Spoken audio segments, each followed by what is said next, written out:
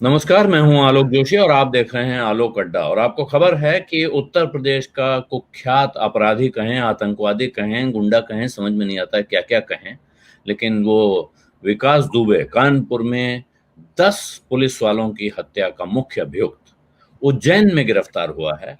उज्जैन के प्रसिद्ध महाकाल मंदिर में बताया जा रहा है कि उसने पूजा भी कर ली और उसके बाद उसकी गिरफ्तारी हुई। गिरफ्तारी के नज़ारे आपने देख लिए होंगे तमाम टेलीविजन चैनल्स पर, जिसमें वो चिल्ला चिल्ला कर बता रहा है कि मैं विकास दुबे हूं, कानपुर वाला।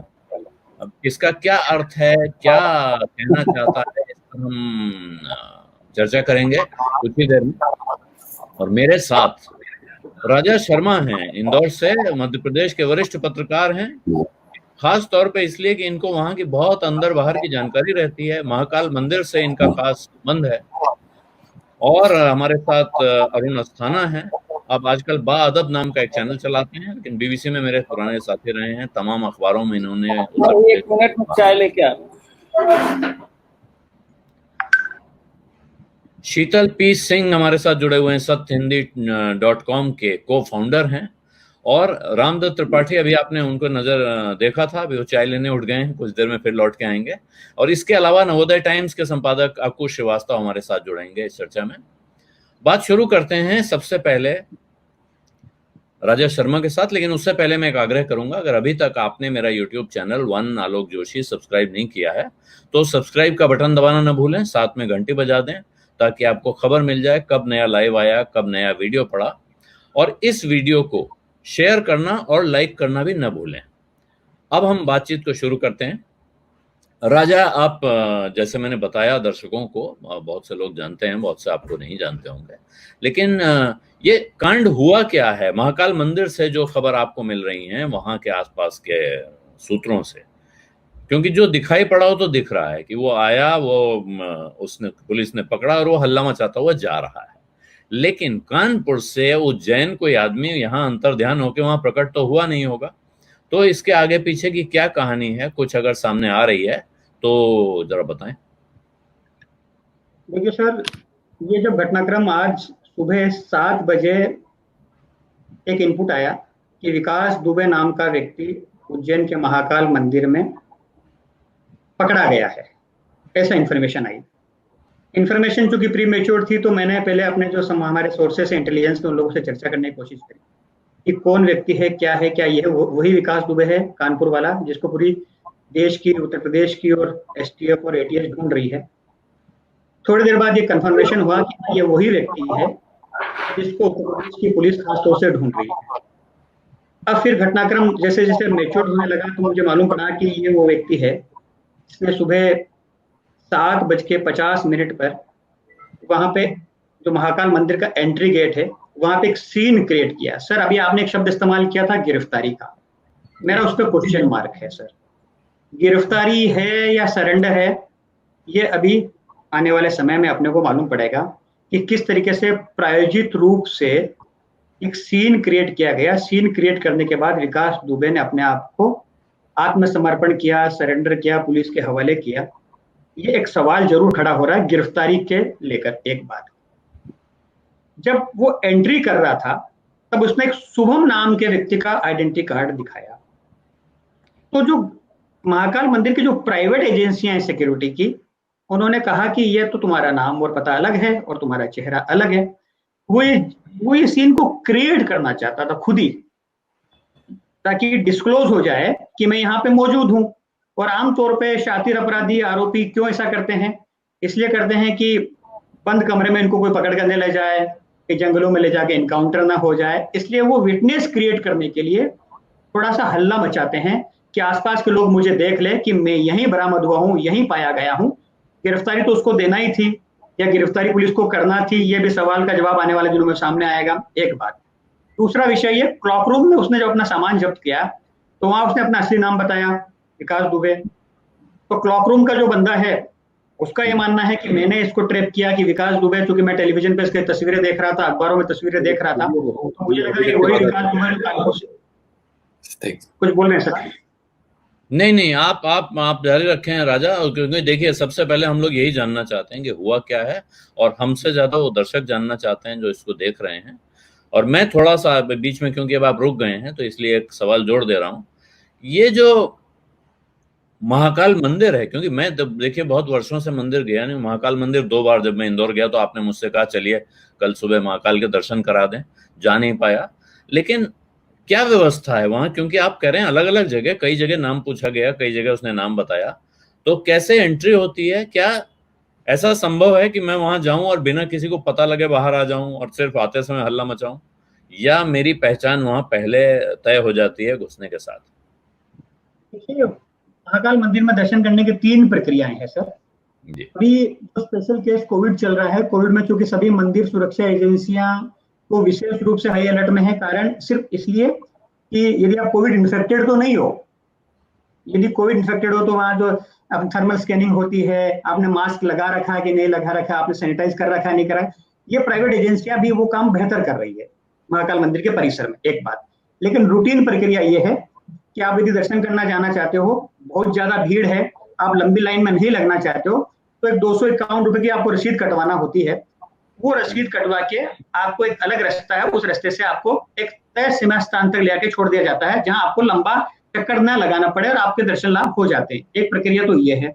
दूसरी प्रक्रिया ये है कि आपने सुना होगा महाकाल में एक भस्म आरती होती है सुबह सुबह 2:30 से लेके सुबह 6 बजे तक चलती है वो।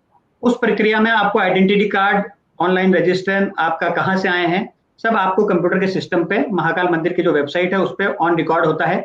आप दर्शन करने जाएंगे, आप मुंबई में बैठ के यदि रजिस्ट्रेशन आपने करवाया है, लेकिन आप जब दर्शन करने जाएंगे तो आपको शो करना पड़ेगा कि मैं ही आलोक जोशी हूँ, मेरा ये आइडेंटिटी कार्ड है, मेरा ही आज का रजिस्ट्रेशन है, मुझे दर्शन करने अंदर जाना है। फिर आपका वो स्कैन होगा, पूरा से आपका मालूम पड़ जाएगा कि आप ही आलोक जोशी हो। ये एजेंसियों की मतलब पुख्ता सिक्योरिटी के पॉइंट ऑफ व्यू से इन्होंने कर रखा है। आज का जो घटनाक्रम उसका जिक्र करें तो घटना यही है कि वो जब अंदर जा रहा था तो जो क्लॉक रूम का बंदा है, क्लॉक रूम के बंदे को जब ये हुआ कि ये कानपुर वाला दुबे है, तो उसने धीरे से सिक्योरिटी वालों को कहा कि इसका वो चेक कीजिए, आप आइडेंटिटी कार्ड चेक कीजिए कि ये जिसने नाम बताया है, इसका सिक्योरिटी कार्ड चेक किया तो मालूम पड़ा को शुभम नाम का व्यक्ति का उसने आइडेंटिटी कार्ड लेके घूम रहा था। तो नाम जब डिफरेंट था, चेहरा जब डिफरेंट था, तो ये सवाल खड़ा हुआ कि बात तो सही है, ये कहीं ना कहीं कोई गलत व्यक्ति है, संदेहपूर्ण व्यक्ति है, क्योंकि क्लॉक रूम से पहला इंटीमेट दिया गया कि इसने कानपुर में नाम, कानपुर का विन दुबे वही नाम बताया है, इसकी तलाश है, वांटेड है, 5 लाख तक का इनामी हो चुका है।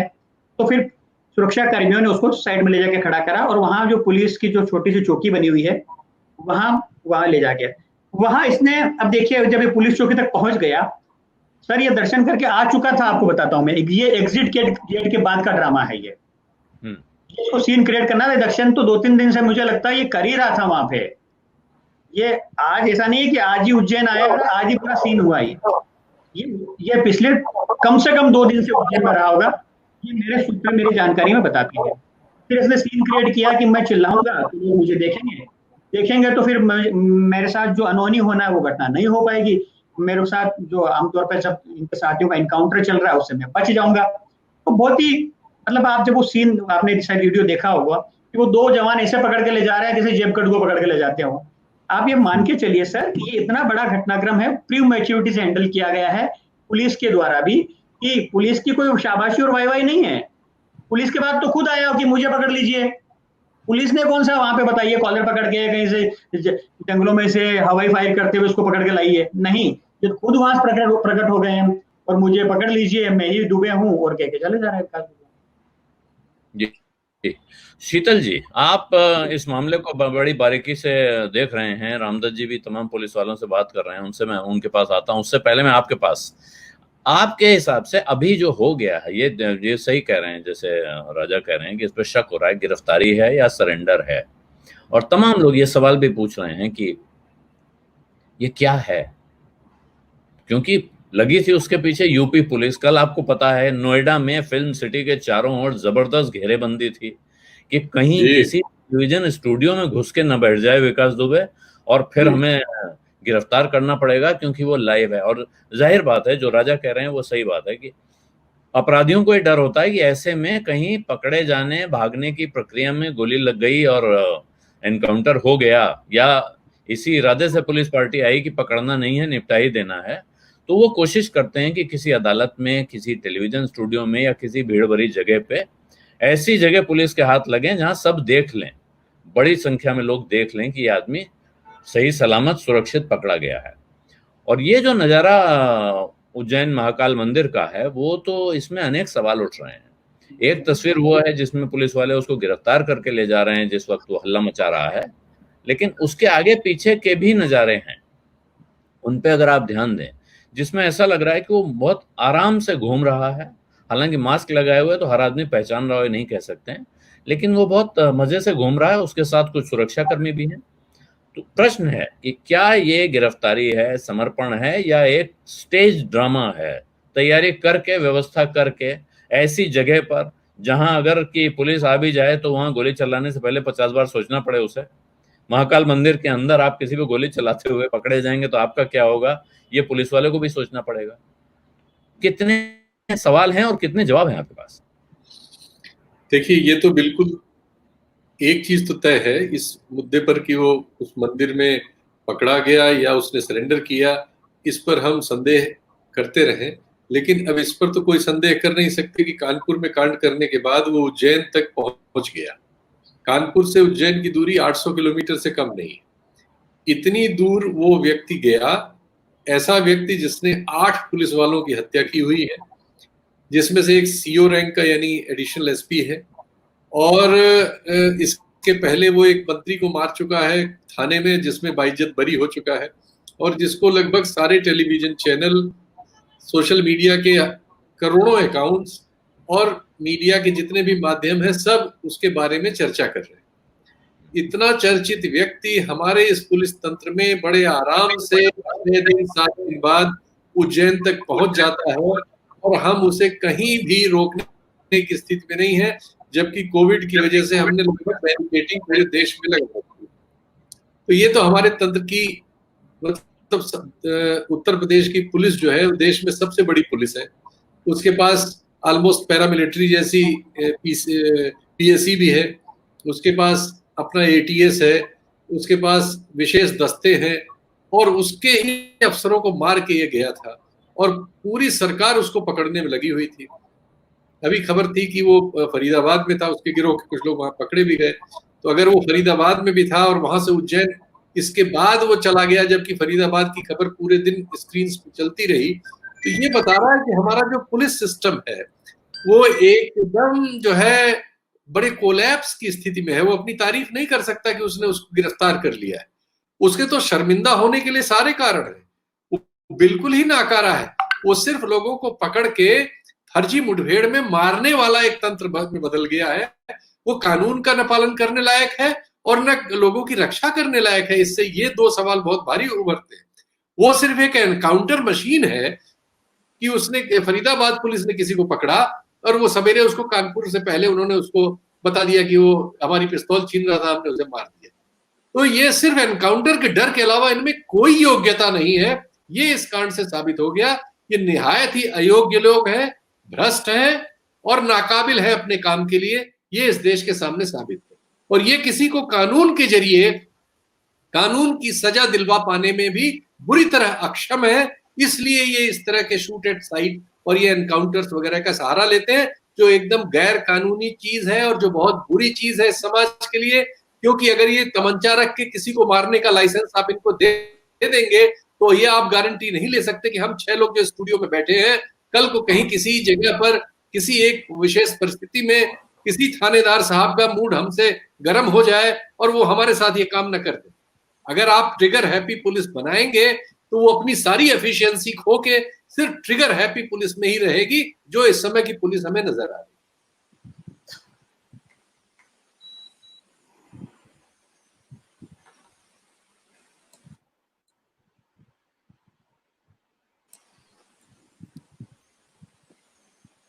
हाँ, मेरी आवाज म्यूट हो गई थी इसलिए आपको सुनाई नहीं पड़ रहा होगा। मैं ये पुलिस पर शीतल ने सवाल उठाया। रामदत्त जी, आपको अगर आवाज आ रही है तो ये अब आपके मन में, क्योंकि आप तो लखनऊ में बैठे हैं, वहां से सब कुछ कंट्रोल होता है। मैं एक लाइव डिस्कशन में हूँ, आप करिए जो ठीक समझिए। रामदत्त जी, सॉरी, एक फोन आ गया था जरूरी।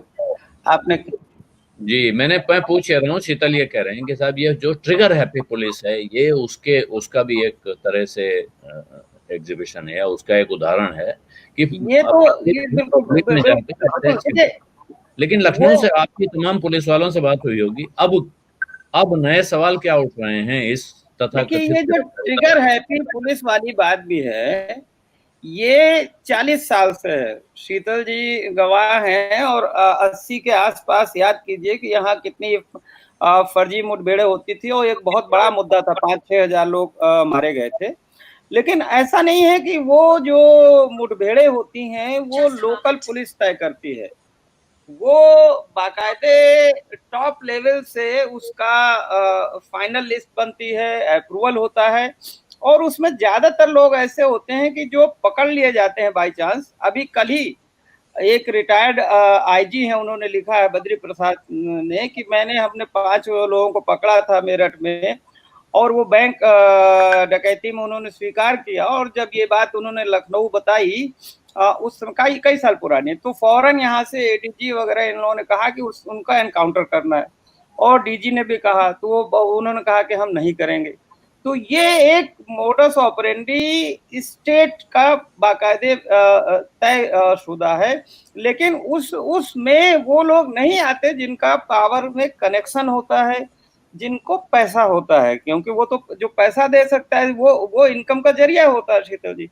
और वही भी बात यहाँ भी प्रूव होती है। अगर वो साधारण अपराधी होता विकास दुबे, तो निश्चित रूप से मार दिया गया होता।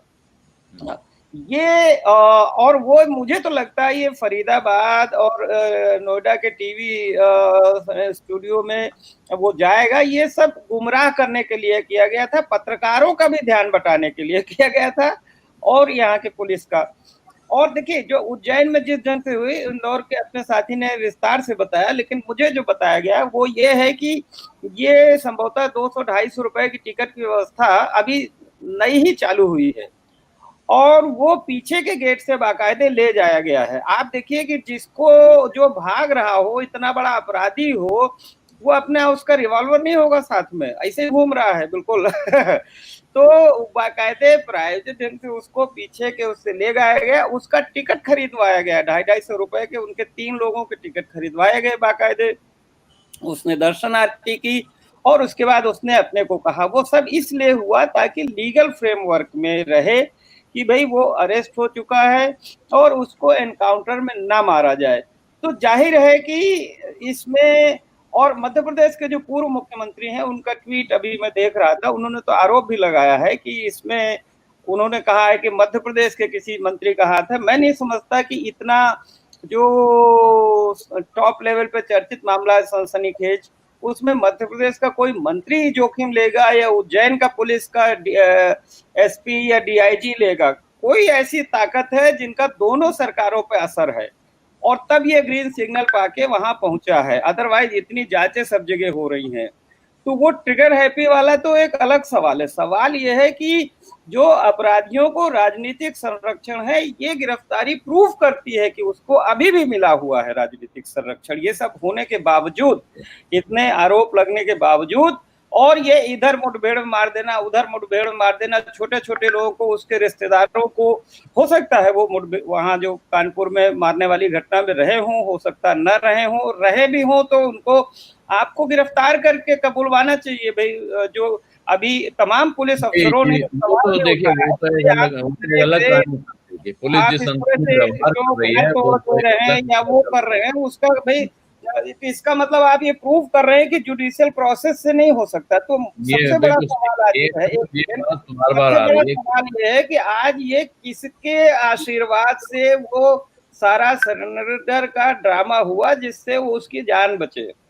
जी ठीक, और यही मेरा ख्याल है बड़ा सवाल यही है कि लोग कह रहे थे कि उत्तर प्रदेश के फलाने एसएसपी उसके मिले हुए थे, वहां के दरोगा मिले हुए थे, पुराने नेता मिले हुए थे। अब प्रश्न ये है कि वो कौन सी ताकत उससे मिली हुई थी। और मैं अरुण अस्थाना आपके पास आ रहा हूं। मैंने आपको देखा 2 दिन पहले, आप चर्चा कर रहे थे 2-3 लोगों से गहराई से। ये क्या सवाल उठ रहा है, और ये गिरफ्तारी क्या सवाल नए उठा रही है। मुझे तो वास्तव में अब ये सवाल उठ रहा है कि जहां उत्तर प्रदेश में इस बात की जांच चल रही थी कि विकास दुबे से जुड़े हुए लोग कौन कौन हैं, अब तो जांच उत्तर प्रदेश से बाहर पहुंच गई। ये हो नहीं सकता है कि किसी की मिली भगत के बिना विकास दुबे कानपुर से उज्जैन पहुंच जाए और वहां महाकाल मंदिर जाकर इस अंदाज में सरेंडर कर दे। देखो आलोक जी, क्या है कि अभी जो मैंने बाकी लोगों से सुना और जैसा रामदत्त जी, जी दो कह रहे लोग हैं। और हाथ उठा रहे हैं, मैं उनके पास आता हूँ। एक बार मैं एक एक कमेंट सबका कर लूं, क्योंकि अरुण बोले नहीं है, आपको बोले नहीं है, इनके हो जाएं, उसके बाद लौट के आता हूँ। जी अरुण। तो बहुत साफ साफ इसकी आज जो गिरफ्तारी या सरेंडर है, ये सरेंडर है, गिरफ्तारी नहीं है, उससे बहुत साफ साफ ये मालूम चलता है कि ये बहुत वेल स्क्रिप्टेड प्लान था। और जैसा आप लोगों को सबको मालूम है कि उसके पास में 100-150 लोग थे जो उसके साथ हमेशा रहते थे, जिसमें से 50-60 लोगों ने वहाँ कानपुर में उसके गांव में पुलिस पार्टी पर हमला किया था, बाकी सारी चीजें थी। तो ऐसा नहीं था कि जब इस घटना के बाद वो अकेला हो गया था, उसके साथ एक पूरी टीम इसके बाद भी काम कर रही थी, ऐसा पता चल रहा है। और ऐसा मेरी कुछ लोगों से बात हुई है, उससे भी ये पता चला है, जिसमें लीगल एक्सपर्ट्स भी थे। और जैसा आपने कहा, रामदत्त जी ने कहा कि पॉलिटिकल जो उसका संरक्षण था, कुछ उस तरह की चीजें भी थी। और इसी नाते, और दूसरी चीज ये कि बाकी सारा चीजें प्लान करने के बीच के लिए जितना समय चाहिए था, वो समय जो है वो गुमराह करने के लिए बिताया जा रहा था कि हाँ साहब फरीदाबाद है और ये कानपुर की तरफ है और ये छुपा हुआ है शिमली में और ये नोएडा जा रहा है, टाइप की चीजें। लेकिन असल में ये तैयारियां चल रही थी कि इसको किसी न किसी तरह से एक लीगल फ्रेमवर्क के अंदर ला करके और इसको सामने रख दिया जाए ताकि इसकी जान बचे। सबसे बड़ी चीज ये थी, इसकी जान बचानी थी। दूसरा आपको एक चीज बताऊं कि इसको उज्जैन क्यों जाना पड़ा, ये मालूम था। और ये यहाँ शीतल जी की बात को मैं तस्दीक करता हूँ कि यूपी पुलिस जबरदस्त नाकारा है, इसमें कोई दो राय नहीं है। लेकिन जब उस पर इस तरह के इल्जाम आते हैं तो ट्रिगर हैप्पी हो जाती है। और ये तय था कि अब ये पुलिस पूरी तरह से ट्रिगर हैप्पी कम से कम विकास दुबे के मामले में हो चुकी है। और अगर ये यूपी में कहीं भी आत्मसमर्पण करने की कोशिश करता तो इसको कतई आत्मसमर्पण ना करने दिया जाता और इसको जो है उड़ा दिया जाता, ये तय था। इसलिए इसको यूपी से निकलना ही था। रही मध्य प्रदेश की बात, तो आपको मालूम होगा कि छत्तीसगढ़ और मध्य प्रदेश में खास तौर पे, और जो उत्तर प्रदेश में गंगा के आसपास के ब्राह्मण है, ये एक डेमोग्राफिकल ट्रूथ है कि गंगा के आसपास उन्नाव, रायबरेली और कानपुर और इटावा, इधर की बड़े भारी संख्या में लोगों के रिश्तेदार हैं। वहाँ भी यही सारे जो ब्राह्मणों के जो कुंबे हैं, जो खानदान है, वहाँ भी, और उनका और इनका बड़ा अच्छा रिश्ता है, बड़ा गहरा रिश्ता है। तो जैसा इसकी ससुराल के रिश्ते थे, वहाँ पे एक चीज, दूसरे पॉलिटिकल लेवल पे भी जो मध्य प्रदेश के लोग हैं और खासतौर पर जो ब्राह्मण हैं जिनका यहाँ से खासा संबंध है, वो काफी मजबूत है। तो इसलिए मध्य प्रदेश जाना उसके लिए लाजमी था और सुरक्षित था अगर उसको सरेंडर करना था। और जो उसको करना था उसको यूपी में होता तो मार ही दिया जाए, दो राय नहीं। नहीं, ये बात देखिए, ये तो अब मतलब मोटे तौर पे सभी, और ये गिरफ्तारी के पहले भी कह रहे थे। अब अकुश श्रीवास्तव हमारे साथ थोड़ा ये जुड़ गए थे, लेकिन मुझे दिखाई नहीं पड़ रहे थे, इसलिए स्क्रीन पे देर से आए हैं। अकुश श्रीवास्तव अभी दिल्ली में है, नवोदय टाइम्स के संपादक हैं। लेकिन हम इनको जब लखनऊ में ये लंबे समय रहे, तब हम लोग इन्हें डाकू विशेषज्ञ कहा करते थे, क्योंकि इन्होंने इतने डाकुओं पर इतनी स्टोरीज की, उस डाकू वाले इलाके में जाकर पुलिस और डाकुओं के साथ जो बातचीत होती थी उस मामले में। तो इस तरह के जो अपराध हैं, इनमें अकू जी आपकी टिप्पणी क्या है? ये, और खास तौर पर जो सवाल उठ रहा है कि ये नाटक बिल्कुल साफ पहली बात, ये स्क्रिप्टेड नाटक है, और इसके साथ क्या अब वो जान बचाने में सफल हो गया मानना चाहिए?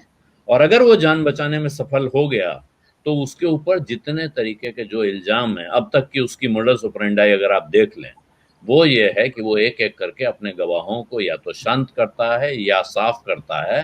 तो क्या फिर वो एक बार अपने पुराने रवैये पे उतर आएगा? इसकी आशंका हमें होनी चाहिए।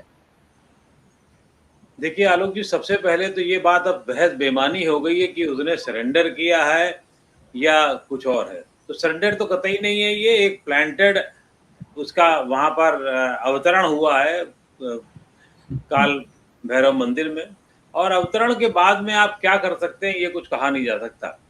इसके तार अगर आप जोड़ना शुरू करेंगे तो आपको बड़े अजीब तरीके से तार जुड़ते हुए नजर आएंगे। उनमें सच्चाई हो भी सकती है और नहीं भी हो सकती है।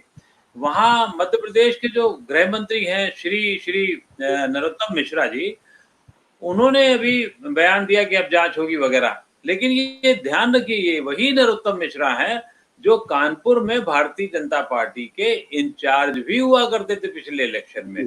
तो अब ये तार यहाँ थोड़े से जुड़ते हैं, और भी उसमें तार हैं जो जुड़ रहे हैं जिस तरीके से कि दिल्ली कानपुर, कानपुर से दिल्ली की दूरी, दिल्ली से फरीदाबाद की दूरी, फरीदाबाद से फिर वहां से भागना या भगाया जाना, और फिर उसके बाद में मध्य प्रदेश की दूरी। ये सब दूरियां मिला लीजिए तो ये आम आदमी के बस का रोग नहीं हो सकता कि इतनी आसानी से बड़े आराम तरीके से चला जाए। तो तय है कि वो प्लांटेड पूरा था और अभी भी लग रहा है। गवर्नमेंट को अगर लगता है कि प्लांटेड नहीं है और ये बताना चाहती है, तो सबसे पहले तो उसको फास्ट ट्रैक में इसको ले जाना होगा ताकि 3 महीने में इसका फैसला किया जा सके और वो हो सके। अगर उसको गोली मार दी जाती तो शीतल सिंह सवाल उठा सकते थे और उठाना चाहिए भी कि साहब ऐसे कहते गोली मार दी गई वगैरह वगैरह, लेकिन तब ये इतनी बातें भी ना होती, तब इनके सरेंडर पे बात भी नहीं होती। क्यों? क्योंकि उसको गोली मारा जाना एक बड़े षड्यंत्र से पहले की बात है।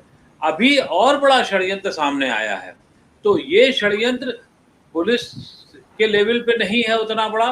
अब ये षड्यंत्र जो है वो राजनीतिक लेवल पर है, जो मैं या हम सब, रामचंद्र जी, शीतल जी, ये सब लोगों ने 80 के दशक में देखा जब वीपी सिंह उस दौर के चीफ मिनिस्टर हुआ करते थे, और तब चाहे छविराम हो, दद्दुआ हो, जितनी कहानियां होती थी वो सब राजनीतिक लोगों से जुड़कर होती थी। उस जमाने में भी जमीन जायदाद पे कब्जे के लिए किए जाते थे। आज जमीन जायदाद कब्जे के लिए नहीं किए जाते। वो आज वो नेता जो गुंडा होता है, जो बदमाश होता है, जो इस तरीके का, विकास दुबे अब एक एडजेक्टिव हो गए हैं। अगर विकास दुबे होता है तो विकास दुबे आज जो है वो खुद जो नेता बनने की इच्छा थी उसमें। क्यों? क्योंकि वो बहुतों को नेता बनाता रहा है पैसे देके, बाकी और काम करके। तो अब इस समय ये बड़ा एक षड्यंत्र काम कर रहा है नेता बनने के। समाजवादी पार्टी ने इस लेवल को बहुत बढ़िया तरीके से खाद दी, बहुत अच्छे तरीके से उसमें खाद दी, पौधे लगाए, बड़े बड़े पौधे पनप गए। और हम सब जानते हैं, चाहे वो पूरब में मुख्तार अंसारी से लेकर रेड जो कॉरिडोर है वो वहां से अतीक अंसारी से होते हुए और फिर आगे चौटाला गांव तक जाती है, मतलब हरियाणा तक जाती है। तो ये सब इसको पनपाने वाले लोग हैं, और विकास दुबे उसका एक हिस्सा बनेगा, या उसे हो सकता है कि विकास दुबे इन सबका पिताश्री हो जाए। क्यों? क्योंकि अब अगर जेल में चला गया और सामान्य जेल में चला गया, सामान्य कार्रवाई के तहत चला गया, तो उसकी सत्ता इतनी बड़ी होगी कि कोई भी डिस्ट्रिक्ट का ऑफिसर उसे संभाल नहीं सकेगा। ये दावा है। क्यों? क्योंकि उसके ऊपर श्रेय है 8-8 हत्याएं करने का पुलिसकर्मियों का।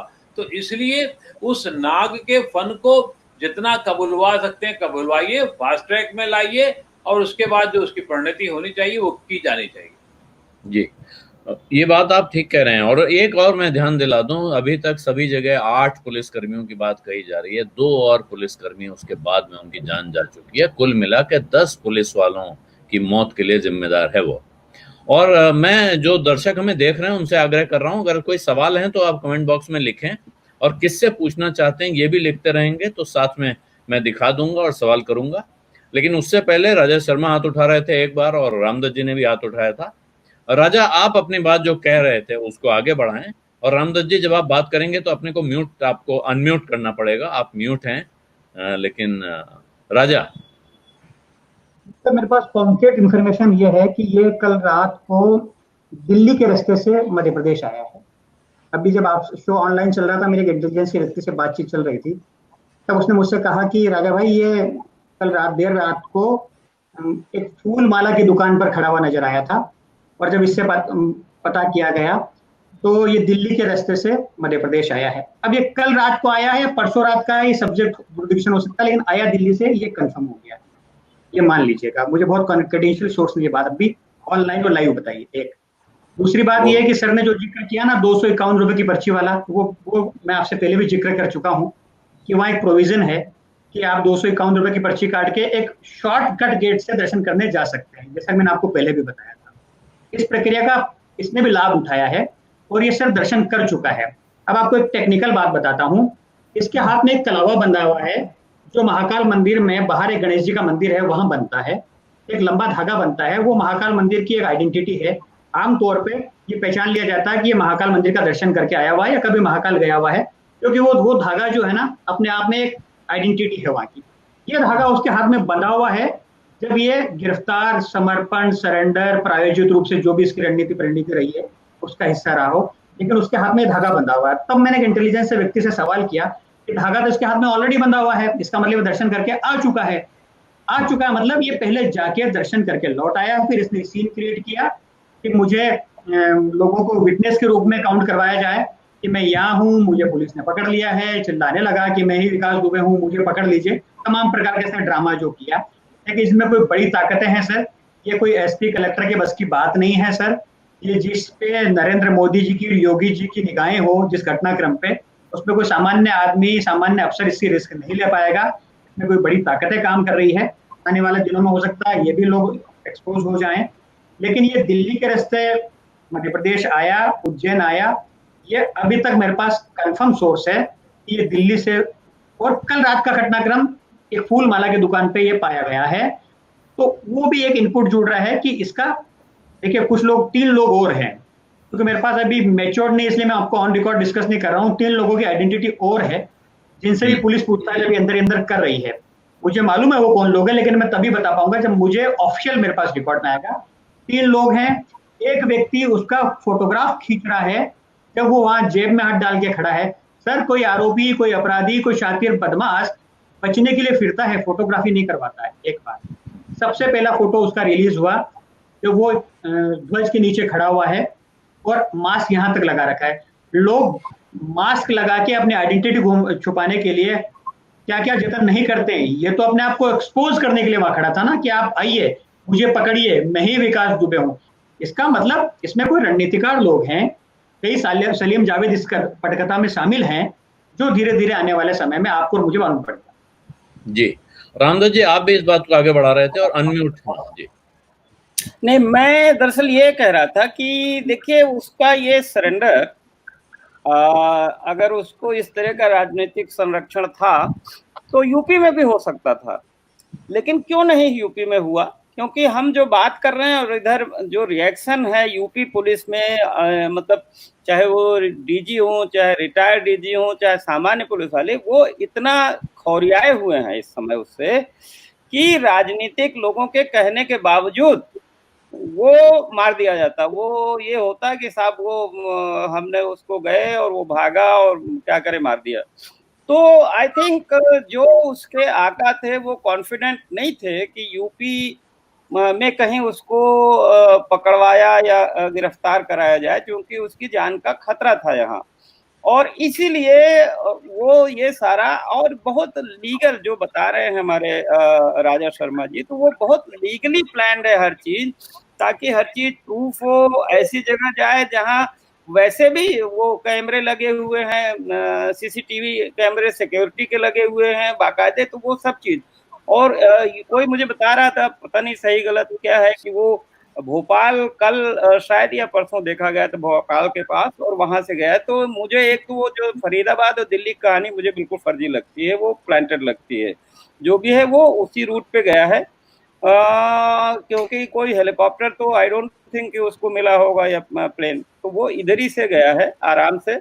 और कानपुर से बड़ा आसान है उधर मध्य प्रदेश जाना, चंबल होते हुए। और एक चीज और भी आपको बताएं, ये इतना पुराना सब जिक्र हो रहा है, तो मध्य प्रदेश पुलिस इंस्टीट्यूशनली, हर इंस्टीट्यूशन का एक डीएनए होता है, तो इंस्टीट्यूशनली भी सरेंडर कराने का बड़ा अनुभव है। तमाम खूंखार डाकू वहां सरेंडर कर चुके हैं पहले भी चंबल के। तो दे आर ट्रेंड। लेकिन खैर मुख्य बात यही है कि ये इसको कानूनी ढंग से उसको संरक्षण देने के लिए और पॉलिटिकली मैनेज है, और कनेक्शन ये बहुत अच्छा बताया इन्होंने अपने अक्कू भाई ने कि अगर मध्य प्रदेश का कोई नेता कानपुर में इंचार्ज होता है तो आजकल हर जगह आपको लोकल प्रभावशाली लोगों की जरूरत होती है दो तरह से। एक तो भाई आपको, अब नेताओं की आदत भी बिगड़ गई है, 5 स्टार होटल में रहना है, कोई इधर उधर तो रहते नहीं, सर्किट हाउस मिलते नहीं, तो भाई कोई 5 स्टार होटल में बुकिंग कराएगा, कोई आपको 4 गाड़ियां देगा, आपको खर्चा पानी देगा, तो वो कनेक्शन तो दिख रहा है, वो जरूर रहा होगा। लेकिन वो मेरा अपना मानना है कि मध्य प्रदेश के गृह मंत्री ये दुस्साहस नहीं करेंगे कि अपने स्तर से ये काम करवा दें। ये जरूर उनको, और जो पुलिस ऑफिसर है वो भी जानते हैं कि आईपीएस ऑफिसर का कार्टर कहाँ से कंट्रोल होता है और डील होता है, वो स्टेट से नहीं होता है। तो इसमें जरूर कोई बड़ी ताकत का हाथ है जो यूपी और एमपी दोनों के ऊपर जिसका वरद हस्त है, दोनों के ऊपर जिसका प्रभाव है। और ये जो बात आ रही है कि जल्दी से उसको ट्रायल कराया जाए, बहुत अच्छी बात है, लेकिन आप ये जो प्लानिंग है ना वो खाली आज के सरेंडर तक नहीं है। आप ये भी देखिए कि जब वो मुठभेड़ के लिए वहां लोग आए, उसके बाद आप देखिए कि बिजली कटवा दी गई, वो भी एक रहस्य बना हुआ है कि बिजली वो चौबेपुर थाने के उससे कटी या उसके लोगों ने कटवाया, वहां पूरा अंधेरा था, ठीक है ना। उसके बाद क्या हुआ कि नंबर 1 रूल है जूरिस्प्रूडेंस का कि जो मौकाए वारदात होता है उसको प्रोटेक्ट किया जाता है। आप भी लंदन में रहे, फौरन फीता लगा दिया जाता है कि ताकि घटना स्थल का पूरा रिकॉर्ड हो कि भाई क्या कहां से क्या हुआ, वारदात को ढा दिया गया। तो सारी घटना स्थल को ध्वस्त क्यों किया गया, क्या जल्दी थी? बिना 8 पुलिस वालों का मर्डर है, उसकी तफ्तीश भी तो होनी है, उसकी चार्जशीट भी तो लगनी है, उसका नक्शा नजरी भी तो बनना है, तो उसको क्यों किया गया है? तो ये वो भी वहां से सबूत नष्ट किए गए। तो आप क्या समझते हैं कि रात के अंधेरे में जो घटना होती है और जहां ये सब कर नष्ट कर दिया जाता है, तो कोर्ट तो चलती है एविडेंस से, एविडेंस जो फाइल पे आती है। वही एक सवाल रामदेव जी आपसे सवाल पूछ रहे हैं, विनय भारती का सवाल है, दर्शक पूछ रहे हैं कि अगर इसका फेयर ट्रायल चलाया गया तो क्या इसके पीछे जो आका लोग हैं उनके नाम उजागर होंगे और उन पर कार्रवाई होगी? ये सवाल हर एक के मन में है, इन्होंने पूछ लिया। ये सवाल बहुत जायज है, लेकिन ये तो पुलिस का ही दरोगा तय करेगा ना कि केस डायरी में वो नाम कुछ भी वो बताए। देखिए अभी एक रिलीज हुआ है कि एसटीएफ की जांच में, पूछताछ में उसने 2 विधायकों के नाम बताए सत्तारूढ़ भारतीय जनता पार्टी के, तो बताए, तो उसका क्या एसटीएफ ने रिकॉर्ड में लिया और क्या उनको पूछताछ की, क्यों नहीं उसको लिया? तो ये डिपेंड तो करेगा पुलिस पे ही, और जब पुलिस में उसके अगर पॉलिटिकल उसके बॉसेस कहेंगे तो नाम आएगा ही नहीं, जो भी वो बताएगा वो तो सब प्रायोजित होगा। और दूसरी सवाल ये है कि ये कानपुर में एविडेंस कैसे क्यों नष्ट की गई, वो किसके आदेश से नष्ट की गई, ये मैं जानना चाहता हूँ। और ये बड़ा इंपॉर्टेंट सवाल पुलिस के अफसरों ने उठाया है कि रात के आप क्या फेयर ट्रायल में जज जो है वो एविडेंस तो नहीं लाएगा ना। और रूल ये है कि अगर जज के सामने भी मर्डर होता है तो वो सजा नहीं दे सकता, वो अधिक से अधिक गवाही देगा। तो एविडेंस आनी पड़ेगी ना कोर्ट में, कौन एविडेंस देगा? जी, तो इस बात पे मैं आता हूँ एविडेंस वाले पे। उससे पहले मैं एक बार फिर जरा राजा शर्मा के पास चलूंगा। राजा, ये बात पुरानी है और मुझे भी याद आ गई, रामदेव जी ने याद दिलाई।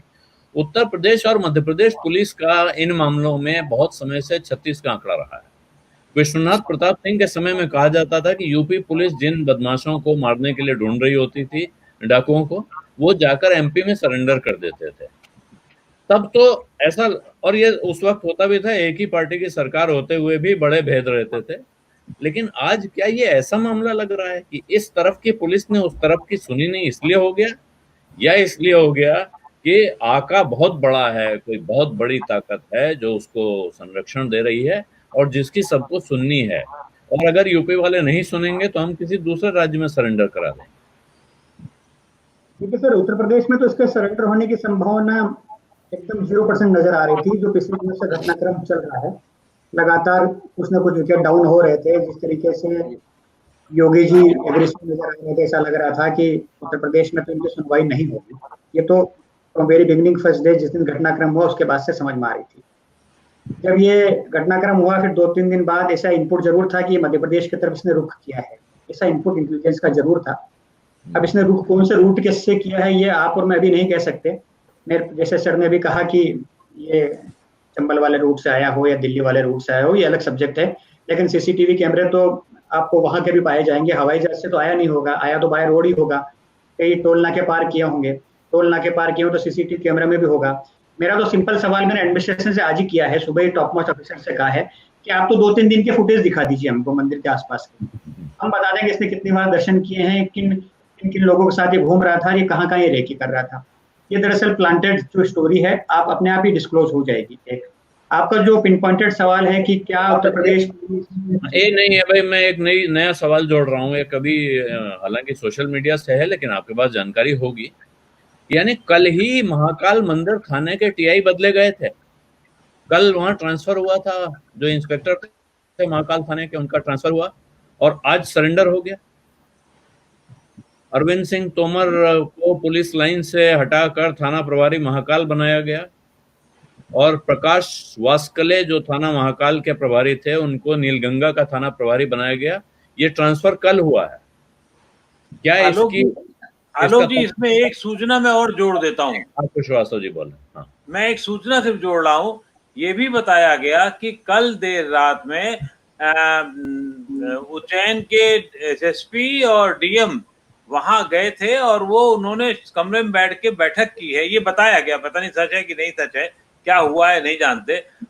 दर्शन नहीं किए और वहां से बैठक करके वापस आ गए थे, ये एक सूचना के तौर पर है।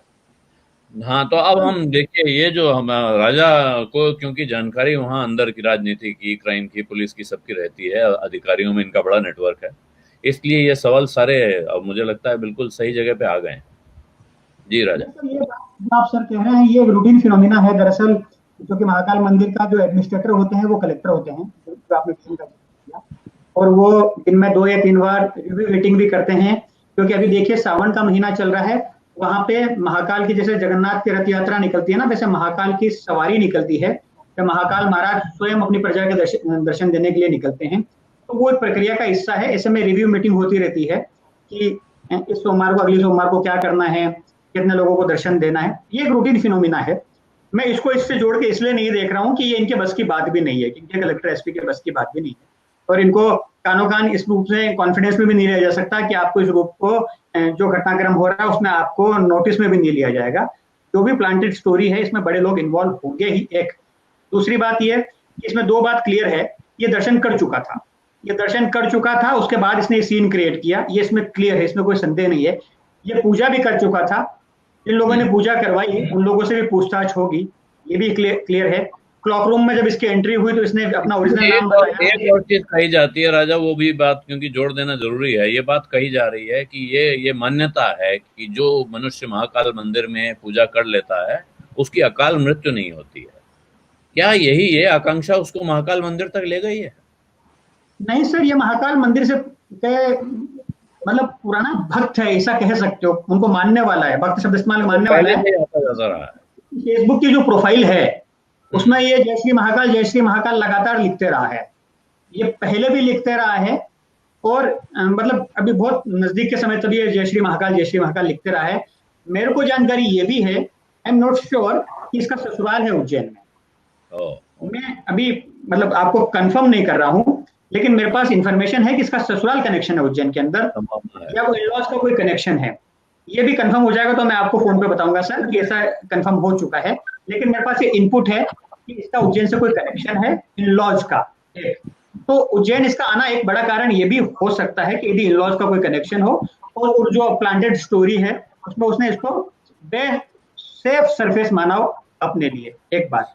दूसरी बात, ये जो जिस तरीके से छुड़वैया पुलिस उसको लेके पकड़ के जा रही है सर, ये आप और मैं दोनों जानते हैं ना, इतने मोस्ट वांटेड व्यक्ति को ऐसे पकड़ के नहीं ले जाया जा सकता, ये प्लानिंग का हिस्सा है। जो लोग इसका साथ सपोर्ट कर रहे थे उन लोगों से पुलिस पूछताछ कर रही है। अब वो केवल पूछताछ का ढोंग कर रही है या पूछताछ कर रही है, मैं आपको थोड़ी देर में क्लियर कर दूंगा, क्योंकि 8:05 पे ही मेरे पास ये खबर आ गई थी कि दुबे को उज्जैन के अंदर ट्रैप कर लिया गया है। और इसीलिए मैं कह रहा हूँ जो कि इसमें कई ऐसी चीजें हैं जो धीरे धीरे सामने आएगी और मैं आपको पर्सनली इसमें इनपुट देते रहूंगा। हम लोग एक बार फिर, मेरा ख्याल है आज शाम को हम लोगों को फिर बात करनी पड़ेगी, लेकिन वो तो हम करेंगे। उससे पहले आकू जी, आपके लिए एक सवाल है। सुरेंद्र सिंह तनवर पूछ रहे हैं और उन्होंने नाम लेके कहा है आकू श्रीवास्तव जी से पूछा जाए कि क्या शहीद डिप्टी पुलिस अधीक्षक मिश्रा जी की हत्या ऊपरी स्तर पर प्लान की गई थी? मुझे नहीं लगता कि दुबे की मिश्रा जी से कोई व्यक्तिगत रंजिश रही होगी। इसके साथ मैं एक सवाल जोड़ूंगा। आपको याद होगा पुराना, केपी सिंह की हत्या हुई थी, उत्तर प्रदेश के पुलिस अधिकारी थे जिनके बारे में हरदोई में मुठभेड़ में जिसमें ये बात आई थी कि उनके साथी पुलिस वालों ने उनको मार डाला। अब उनकी 2 बेटियां दोनों एडमिनिस्ट्रेटिव सर्विस के ऑफिसर हैं। तो क्या पुलिस के अंदर, और जो बाकी इसमें काम आ ही रहे हैं, नाम इतने सारे आ रहे हैं कि कौन कौन विकास दुबे से मिला हुआ था। तो अब जो राजा ने कहा कि इन्हें खबर आई कि विकास दुबे ट्रैप हो गया, उज्जैन में खबर आई, मेरे मन में प्रश्न उठ रहा है, विकास दुबे ट्रैप हो गया या विकास दुबे ने सिस्टम को ट्रैप कर लिया उज्जैन में उस वक्त? बिल्कुल ठीक कह रहे हैं। जहां तक सवाल है कि पुलिस वालों ने मिलकर के विकास दुबे के मतलब हत्या कराई है, इस या कानपुर वाली हत्या हुई थी, मुझे नहीं लगता कि उसमें कोई बहुत ज्यादा था। सिर्फ ये षड्यंत्र जरूर लगातार काम करता रहा कि कैसे विकास दुबे को बताया जाए, कैसे विकास दुबे को हटाया जाए, जो हम सब लोग जानते हैं। तो ये षड्यंत्र पुलिस वालों को मारने के लिए, डिप्टी एसपी को मारने के लिए, इंस्पेक्टर को मारने के लिए किया गया, ये मुझे नहीं लगता। और इसके लिए इतने बड़े उसकी जरूरत भी नहीं थी। अगर किसी और होता भी क्या, एक आदमी को मारा जाता है तो एक आदमी के लिए 6 आदमी को मारा जाना तो सब वो आसान सा नहीं लग रहा है मुझे, जो सवाल के जवाब में है जहां तक मामला। और इसके पहले भी कई बार ऐसी घटनाएं हुई हैं, लेकिन ये सब पूरा का पूरा उस जो हमारा सिस्टम है, जो ताना माना है, उसको खोलता है कि कैसे अगर पुलिस उसके खिलाफ में जाती है या पुलिस दल जाता है तो उसके पास कैसे सूचना पहुंच जाती है और फिर मारता पीटता है और निकल आता है। ये सचमुच सवाल बहुत वैलिड है कि जो उसका घर गिराया गया वो कैसे गिराया गया हो, क्यों गिराया गया। कल को ये पुलिस वालों ने गिराया है, पुलिस वालों के लिए गिराया गया है, और उसको गिराने के बाद तो सबूत कहाँ रहेंगे। ये सचमुच बहुत अजीबोगरीब स्थिति है। अगर ऐसे होने लगे तो फिर क्या है, फिर तो सब कहीं हत्या हो, पहले उस घर सबूत को नष्ट कर दीजिए। जी, ये बहुत गंभीर बात आप कर रहे हैं। और इस पर मुझे याद आ रहा है कि अरुण जो बात 2-3 दिन पहले कर रहे थे अपने चैनल बादब पर, वहां ये चर्चा हो रही थी कि क्या क्या चल रहा है, जमीन का हाल उन्होंने बात की थी। ये वास्तव में अब क्या ये केस नहीं बनना चाहिए सबूत मिटाने का उन अधिकारियों के खिलाफ जिन्होंने वहां बुलडोजर ले जाकर उसका घर गिरवा दिया? लग रहा है बड़ी वीरता कर दी, जैसे कि हैदराबाद में पुलिस ने वीरता कर दी थी, बलात्कार के अपराधियों को स्पॉट पे ले जाके मार दिया था। लेकिन ये वीरता है, यह मूर्खता है, या ये बहुत बड़ी साजिश है जिसमें उस आदमी के फंसने के, उसको सजा मिलने के जितने रास्ते थे वो सारे अपने आप पुलिस बंद कर रही है? देखिए आलोक, क्या है कि ये पूरा मतलब सिर्फ उस घटना की बात हम नहीं कर रहे हैं यहाँ पे शुरुआत में, कि जो उसका घर गिराया गया या जो कारें तोड़ दी गई, इस पूरे घटनाक्रम को देखिए तो ये बहुत बड़ी कमेंट्री अपने आप में है कि आदमी जो, जैसा आकू जी ने उसका नाम भी दे दिया है कि विशेषण है कि अगर विकास दुबे हो तो क्या कर सकता है और किस हद तक उसके साथ में चारों तरफ से कवच होते हैं। और ये बिल्कुल सही बात है कि जब घर गिराया गया या जब कारें तोड़ी गई या जब जो है आसपास में जो है और जो आसपास के जगह थी जो जिसमें वो सड़क भी शामिल है जहाँ जेसीबी खड़ी थी, वहां से भी सारी चीजें साफ की गई, उसी जेसीबी का इस्तेमाल किया गया घर गिराने के लिए। और उसके बाद एक एक करके लोगों को, जो सारे 50-60 लोग, जो सारे लोग नामजद है, सारे लोग आसपास के लोगों के हैं, कोई ऐसा नहीं है कि कोई बाहर से आया, खत्म हो गया, पकड़ में आया। 4-5 लोग, 4 लोग जो है वो शूट कर दिए गए और 3 लोग जो है उनको ये पकड़ा गया। तो ये पूरा जो मामला है ये अपने आप में कमेंट्री है इस पे कि कुछ भी कभी भी कैसे भी कराया जा सकता है। और ये जरूर है कि यूपी की पुलिस, चूंकि वहां पे एक तो उनके 8-10 साथी मार दिए गए, और दूसरा जो है कि उनकी बिल्कुल नाक का सवाल है, और तीसरा ये कि ऑफ कोर्स उनके ऊपर कम से कम प्रशासन का दबाव है कि कुछ करो कुछ करो, तो वो जो कर रहे हैं सो कर रहे थे। इसके अलावा कहीं भी कोई भी आपको लगता है क्या कि इसमें के पब्लिक बातें कर रही है कि वो नोएडा में है और फरीदाबाद में है और पुलिस को कुछ नहीं मालूम है? तो ये अपने आप में ये बताता है कि ये कितना बड़ा माहौल है इस पुलिसिंग का। और सिर्फ पुलिसिंग नहीं, पुलिसिंग के ऊपर जो पुलिसिंग है, उस पुलिसिंग को ऐसी पुलिसिंग कैसे बनाया गया है, उसके ऊपर जितने तरह के दबाव होते हैं। अब आप देखिए, वो देवेंद्र मिश्रा जो डीएसपी साहब मारे गए हैं, उन्होंने चिट्ठी लिखी थी, वो चिट्ठी सारी दुनिया के पास में है लेकिन पुलिस के रिकॉर्ड्स में नहीं है ना। तो इसको जो है आप कैसे देखेंगे? ये अपने आप में एक कमेंट्री है जहाँ पे पैरेलल जो है वो फीफडम्स चलते हैं, और वो इतने मजबूत हो जाते हैं कि वो किसी के लिए भी जो है वो जरूरी हो जाते हैं, चाहे पॉलिटिकल लोग हो, चाहे दूसरी तरह से बिजनेस के लोग हो, उनके लिए भी जरूरी हो जाते हैं। मुझे कानपुर का एक जर्नलिस्ट है, हमारे पुराने साथी हैं, उन्होंने बताया कि कानपुर में रनिया एक जगह है, उसके आसपास में जो है कुछ एक इंडस्ट्री लगनी थी, और एक बड़ा इंडस्ट्रियलिस्ट आया था, और उसको जो है वहाँ पे जो जमीनें लेनी थी, उसको रनिया के पास जमीनें लेने के लिए विकास दुबे के पास जाना पड़ा। तो आप सोचिए कि वो उसके लिए आपको नहीं मालूम है कि कौन कौन लोग बैठे हैं उसके साथ। जी, रामदत्त जी कहना चाह रहे हैं कुछ है उस सिस्टम पे जो सूचनाएं आ रही हैं। वही मैं समझ गया कि आप कोई सूचना लाए होंगे, इसीलिए आपने हाथ उठाया। जी जी। तो देखिए, 2-3 सूचनाएं हैं। एक तो ये कहा जा रहा है कि वो लखनऊ की नंबर की गाड़ी से गया था उज्जैन, और नंबर प्लेट पे हाई कोर्ट लिखा हुआ था, और गाड़ी वो मनोज यादव के नाम पर रजिस्टर्ड है। ये एक फैक्ट है, मतलब सूचना है। दूसरा ये भी कहा जा रहा है कि वो किसी शराब व्यापारी के घर में रुका था, और 4 लोगों को गिरफ्तार किया गया उज्जैन में, और उसको शरण देने के उसमें 4 लोग हिरासत में भी लिए गए हैं।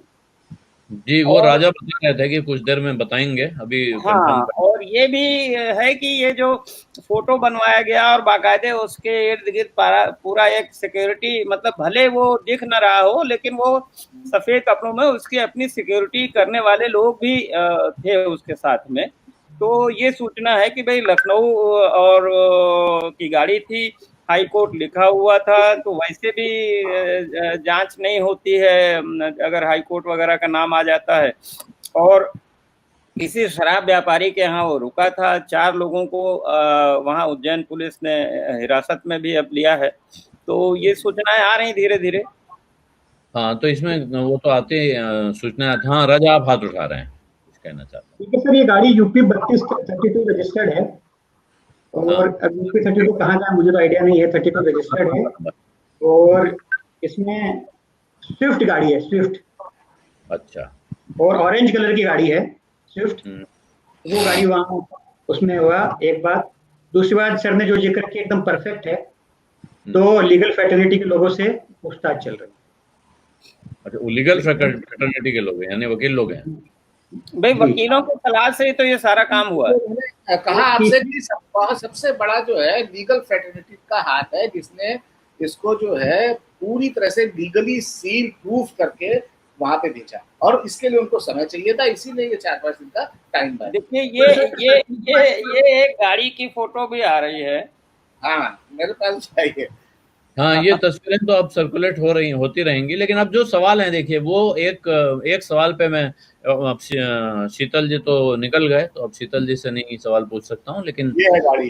अब मेरा ख्याल है इस वक्त की चर्चा को यहाँ खत्म करेंगे। काफी लंबा हो गया है, सभी लोग बैठे हुए हैं, और सवाल ये नहीं है कि विकास दुबे कहाँ से गया, कैसे गया और कैसे पकड़ा गया।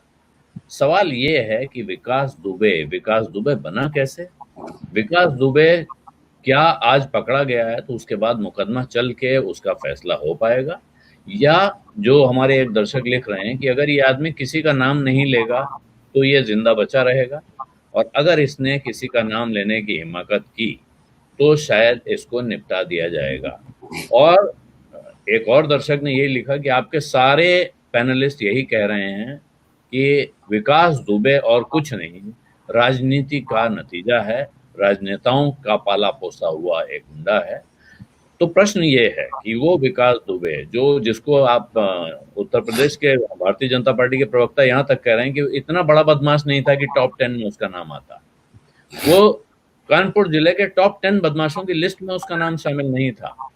अब ऐसा लग रहा है आज के घटनाक्रम के बाद कि उत्तर प्रदेश तो छोड़ दीजिए, मध्य प्रदेश में भी उसका तार फैला हुआ था। और जहां अगर हम राजेश शर्मा और रामदत्त जी की बात को आधार माने तो इन दोनों राज्यों के जो सबसे बड़े अधिकारी और सबसे बड़ी ताकतें हैं उनके भी बियॉन्ड था, यानी कि उनसे बड़ी कोई ताकत उसके पीछे थी, उसके सिर पे किसी ऐसी ताकत का हाथ है कि सब पूरा ऑर्केस्ट्रा उसके हिसाब से बज रहा है। और इसीलिए वो जाकर और ऐसी पवित्र जगह पर जाकर उसने ये फाइनल एक्ट अपना क्रिएट किया कि वहां पर वो गिरफ्तारी दे रहा है, हल्ला मचा रहा है, मैं विकास दुबे हूं कानपुर वाला, ताकि पब्लिक को पता जाए।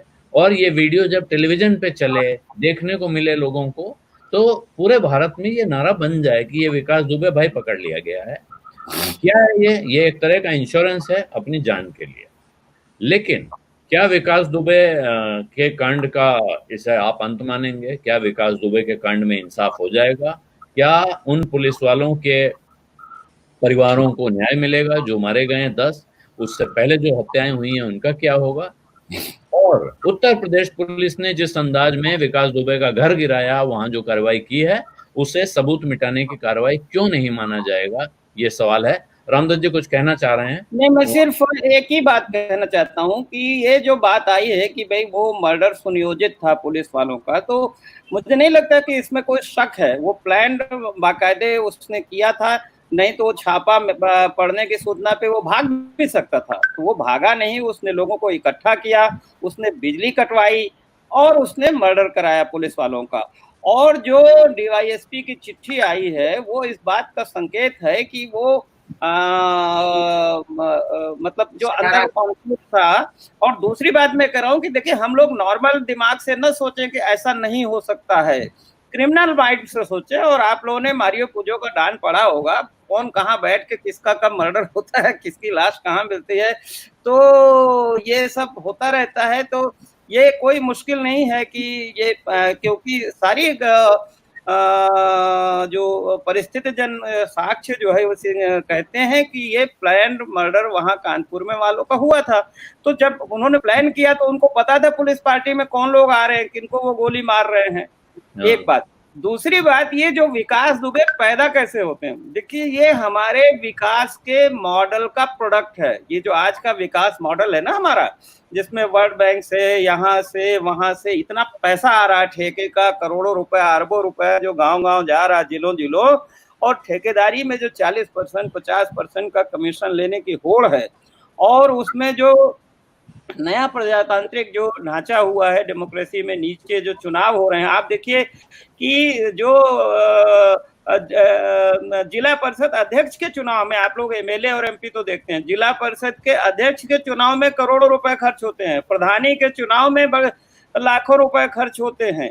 तो वो सारा खर्च कहाँ से आता है? इसी विकास के पैसे से आता है। यही क्रिमिनल पैदा करता है और यही सारा जड़ है। ये जो विकास का मॉडल है ये ठेकेदारों पर आधारित है, कमीशन खोरी पर आधारित है, और उसी के लिए सारा माफिया बनता है। माफिया क्यों बनते हैं? Mafia is for business. Normal crime में और माफिया में यही फर्क है कि माफिया जो होता है, चाहे रेलवे का ठेका रहा हो गोरखपुर का, चाहे कानपुर में कोयले का रहा हो, चाहे गायों की तस्करी रही हो, और चाहे ये विकास के जो फंड का बंटवारा रहा हो, इसी ये सब इन लोगों की पैदावार, ये विकास का हमारा जो मॉडल है उसी की देन है। उसमें राजनीतिक भी है, अफसर भी है, पुलिस भी है, और ये पेटी केवल पेटी नहीं, छोटे बड़े सब नेता हैं इसमें। जी, मैं अंत में चाहता हूं आप सबसे एक एक लाइन की एक एक टिप्पणी और ले लूं। उससे पहले एक बार दर्शकों से आग्रह करूंगा कि ये अच्छी चर्चा हुई है, मुझे भी सुनने में बहुत जानकारी मिली और मजा भी आया, लेकिन सवाल भी खड़े हुए मन में। इसके वीडियो अपने मित्रों परिचितों के साथ शेयर करेंगे तो बहुत अच्छा रहेगा। और आप अगर अभी तक आपने मेरा YouTube चैनल वन आलोक जोशी सब्सक्राइब नहीं किया है तो उसको सब्सक्राइब कर लें और अंत में मैं एक बार कंक्लूडिंग रिमार्क छोटे छोटे चाहता हूं। पहले आकुजे आप। नहीं, देखिए, ये तो बहुत साफ है कि इस बार नेता, पुलिस और जो समाज है, इसका षड्यंत्र बहुत साफ क्लियर हो गया। कोई बड़ा अगर अपराधी है तो वो जैसा चाहे वैसा कर सकता है। ये आज की या कल रात की घटना से बहुत साफ हो चुका है कि अगर कोई ताकतवर कुछ भी चाहे इस देश में संभव हो सकता है। ये अभी तक नजर आ रहा है। अगर हमें अगले 3 महीने, मैं अपनी बात के लिए भी 3 महीने और देता हूं, इंतजार करूंगा।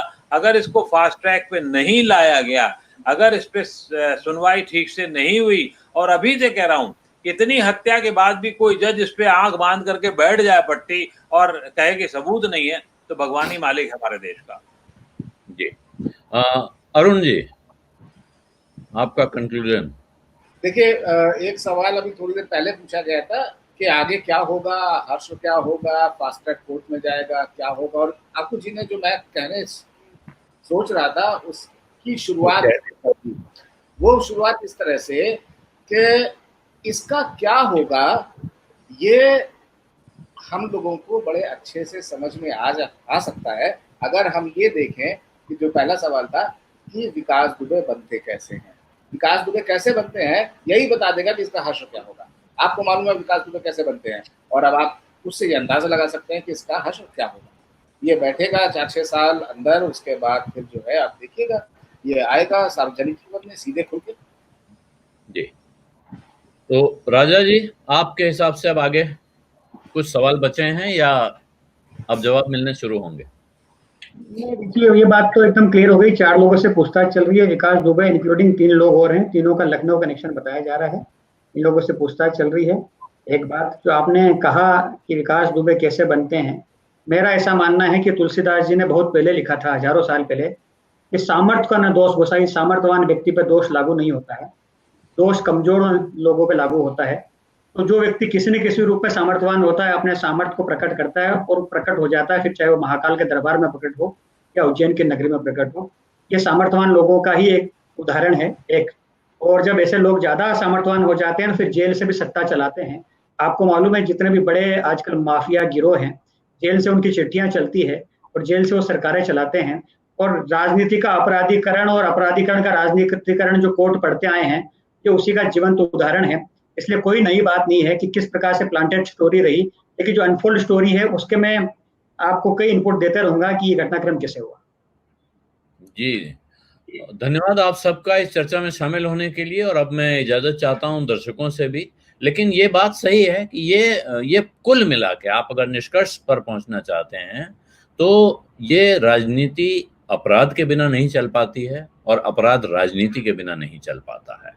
और इन दोनों को साथ मिलकर आगे बढ़ाते रहने में, इनको खाद देने में हम और आप यानी आम जनता, भारत का वोटर बहुत बड़ी भूमिका निभाते हैं। इसमें कोई शक नहीं है। आप अपने को कितना भी पाक साफ मानिए, लेकिन इस सच से आप इनकार नहीं कर सकते हैं। इसलिए अपने गिरबान में भी झांकिए, किस पार्टी को, किस नेता के आकर्षण में आप वोट देते हैं और वो सामने किस कैंडिडेट को खड़ा करते हैं, या आपके कंस्टिट्यूएंसी में नहीं तो बगल की कंस्टिट्यूएंसी में क्या कर रहे हैं।